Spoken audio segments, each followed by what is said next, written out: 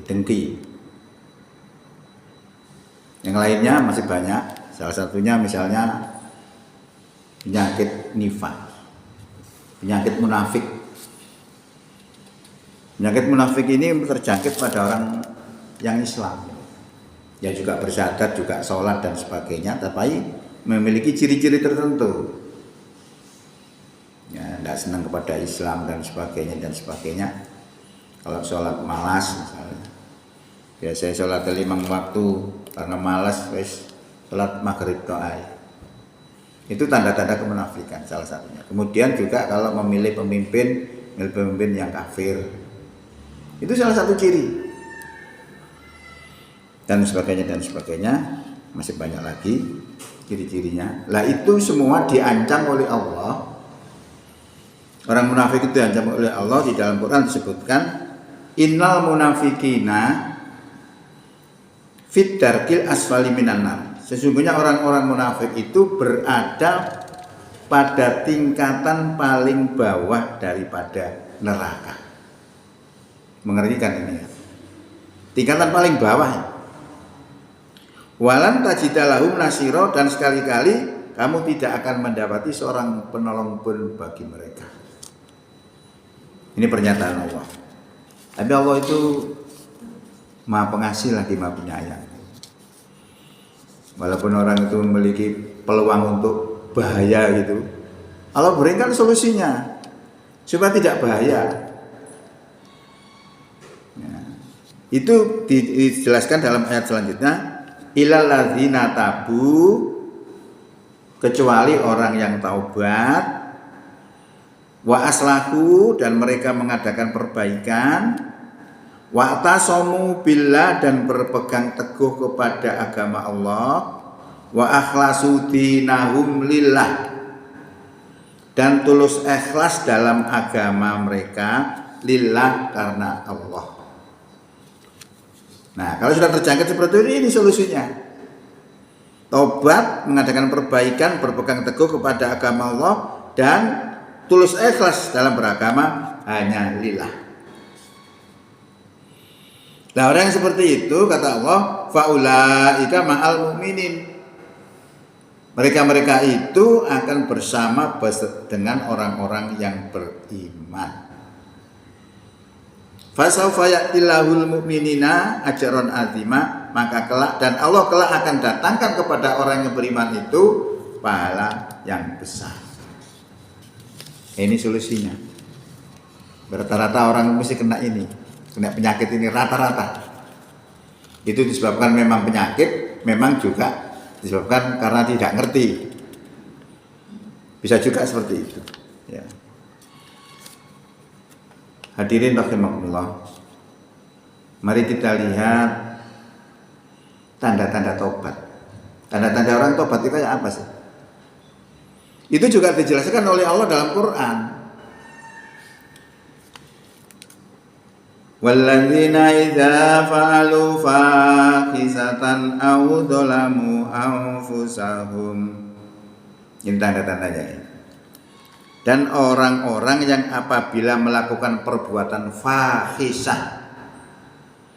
Perbuatan fahisah itu perbuatan dosa yang juga berakibat pada orang lain. Dosanya gede. Au dzalamu anfusahum, atau berbuat dolim terhadap diri sendiri. Ini juga berbuat dosa, tapi dampaknya hanya kepada dirinya sendiri. Jadi yang melakukan dosa itu cirinya zakarullah, mereka ingat kepada Allah. Nah, karena sudah ingat itu fastaghfaru lidzunubihim, lalu mereka memohon ampun atas dosa-dosanya. Ini cirinya, berarti penyesalan. Sebuah penyesalan apa yang dilakukan itu tidak benar. Itu salah satu cirinya. Wa may yaghfiru dzunuba illallah, dan siapakah yang bisa mengampuni dosa? Tidak ada yang dapat mengampuni dosa kecuali hanya Allah.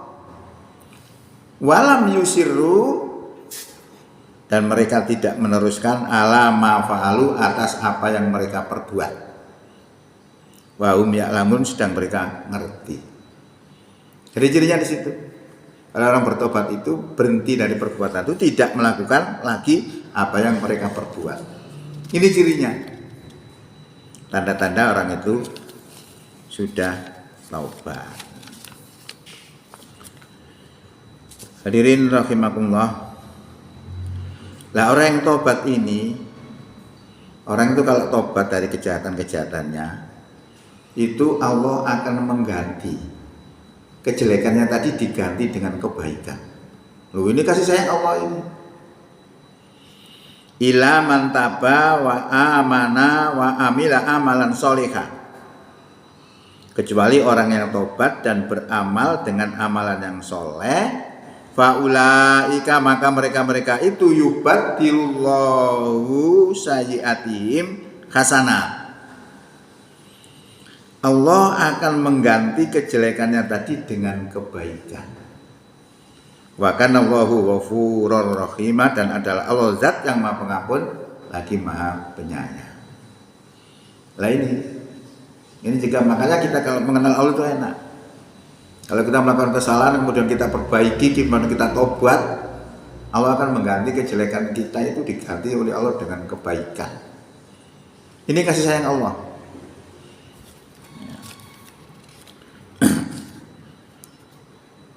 Lalu kita coba lihat berdaya upaya, atau kita lihat ini tadi, misalnya kenapa sih kejelekan tadi bisa ganti dengan kebaikan? Kalau melakukan kebaikan itu falsafahnya kan seperti falsafahnya cermin ya.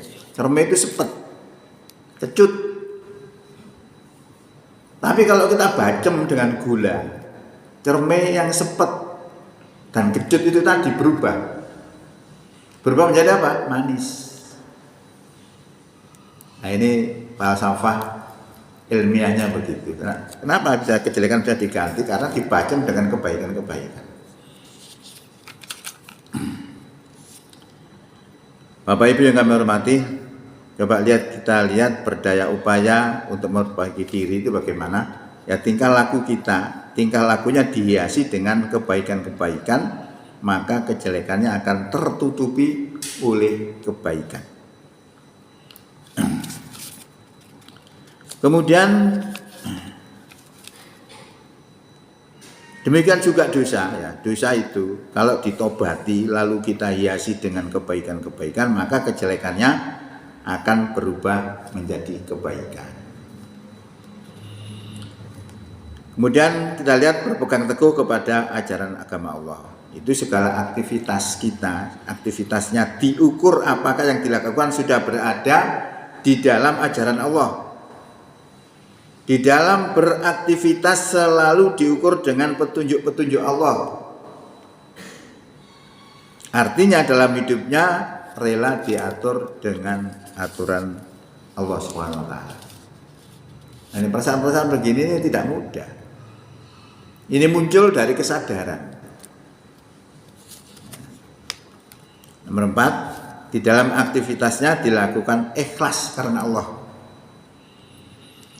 Ikhlas itu merupakan syarat diterimanya satu ibadah. Jadi ibadah itu lahir dan batin, fisiknya dan batinnya wajib sesuai dengan petunjuk Allah dan Rasulnya, baru diterima sebagai amal ibadah. Walaupun fisiknya sesuai dengan petunjuk, tetapi jika batinnya tidak karena Allah, maka ibadahnya tertolak. Sebagai contoh orang yang sholat, walaupun gerakannya fisiknya sudah sesuai dengan contoh, tetapi jika batinnya tidak karena Allah, misalnya riya, ya, maka itu tidak akan diterima sebagai amal ibadah. Fawailul lil musallin alladzina hum an salatihim sahun alladzina hum yuraun. Celaka orang yang sholat karena mereka lalai dan riya. Ya, sholat itu benar, tapi ini batinnya seperti itu tadi, akhirnya tidak diterima sebagai amal ibadah. Hadirin rahimakumullah, bahkan ketika Rasulullah melihat seorang pelacur ya, memberi minum anjing, justru Rasulullah SAW mengatakan bahwa pelacur itu masuk surga. Di mana rahasianya? Ternyata rahasianya adalah amalan itu dilakukan dengan ikhlas. Kalau suatu amalan itu dilakukan dengan ikhlas, maka menjadilah amalan tersebut amalan yang diterima sebagai amalan yang dahsyat. Lalu amalan itu dihadapkan dengan dosa pelacur tadi, maka dosa-dosa pelacur tadi diterpedo oleh pahala yang besar, maka hancurlah dosa-dosanya. Itulah logikanya. Maka Allah sudah memberikan solusi bila mana seseorang mendapatkan penyakit-penyakit seperti itu, kasih sayang Allah diberikan. Ilal ladzina tabu dan seterusnya tadi itu. Oleh karena itu, hendaknya apa yang kami sampaikan ini menjadikan renungan bersama untuk memperbaiki diri kita menjadi iman dan takwa yang baik. Demikian, mudah-mudahan manfaat. Bila taufiq wal hidayah. Assalamualaikum warahmatullahi wabarakatuh.